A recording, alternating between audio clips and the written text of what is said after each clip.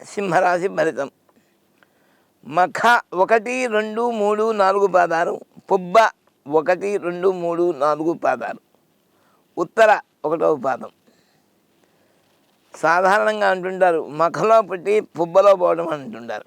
అంటే ఏమి లేదు, శనివారం నాడు మనస్సులో అనుకుంటారు, ఆదివారం ఏదో చేద్దాం అనుకుంటారు, వెంటనే సెలవు వచ్చేస్తుంది.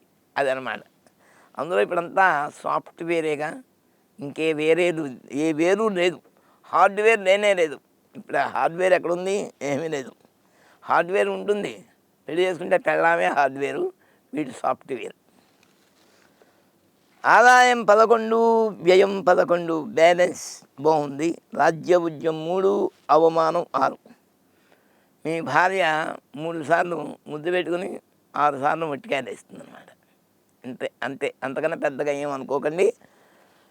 అదృష్ట సంఖ్య 1, ఏక్ నిరంజన్. ఈ రాశి వారికి గురుడు మే 15 నుండి ఏకాదశ స్థానంలో ఉంటాడు. ముబ్బడిగా అనేక మార్గాల్లో ఆదాయం సమకూరుతుంది. ఈ రాశి జాతకులకు గురుడు ఏకాదశ స్థానంలో ఉన్నాడు. శని అష్టమ రాశి సంచారం ప్రభావం అన్న వ్యవహారం ప్రతిబంధకాలు కలగవచ్చు.